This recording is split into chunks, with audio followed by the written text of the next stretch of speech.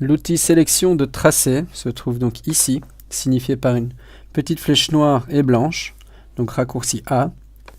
Alors on va voir comment transformer des tracés en sélection.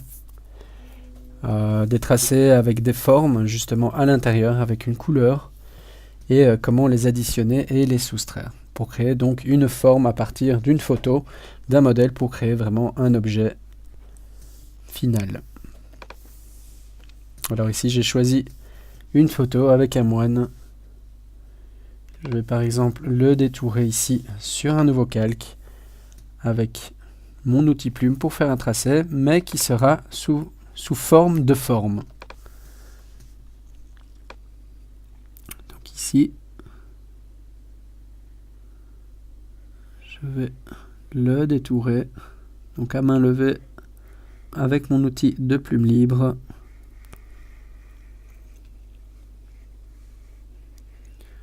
Je fais le contour. Évidemment, je ne vais pas rentrer trop dans les détails. Je vais montrer comment le modifier et comment créer des parties qui s'additionnent ou se soustraient. Ici, quand vous fermez le cercle, c'est signifié par un petit rond qui vous dit que vous êtes bien sur le point de fermer votre forme. Donc je vais créer par exemple un deuxième tracé pour l'interstice entre le parapluie et le moine.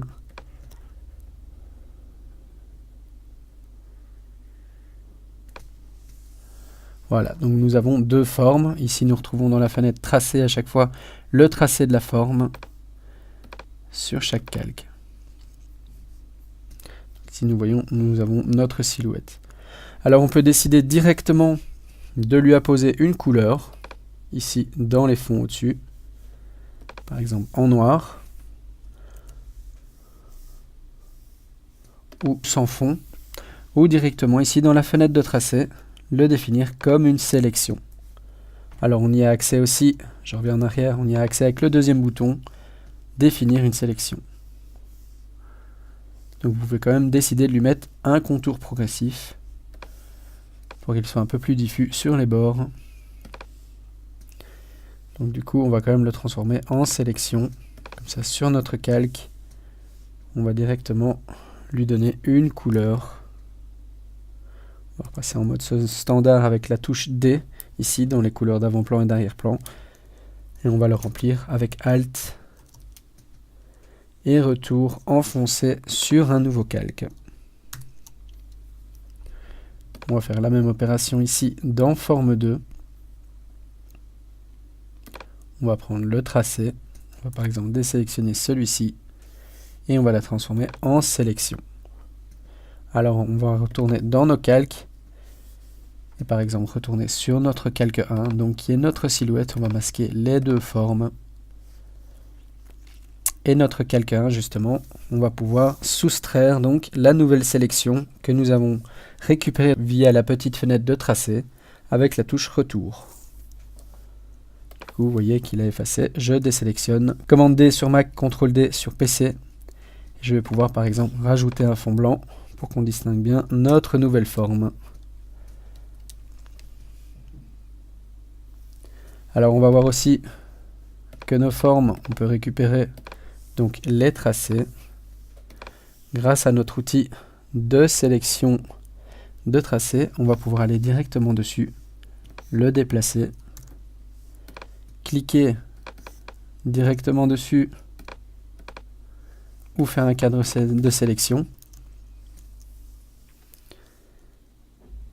Et avec l'outil de sélection directe, on va pouvoir directement choisir des points et les déplacer ou jouer directement sur les courbes avec les axes prévus à cet effet. Alors je pourrais par exemple dessiner de nouveaux tracés sur le même calque. Donc pour ceci, je repasse en mode tracé avec ma plume ou en forme pour créer justement un nouveau calque. Donc ici, j'ai pu quand même créer d'autres tracés sur le même calque en passant en mode tracé comme je vous ai montré. Et avec la flèche de sélection de tracé, je vais pouvoir sélectionner un de mes tracés, additionner un autre tracé à ma sélection si je reste appuyé sur la touche Shift, donc majuscule enfoncé. On peut les soustraire aussi en faisant la même opération dans l'autre sens, donc j'appuie sur ma touche majuscule et je rappuie sur un des tracés.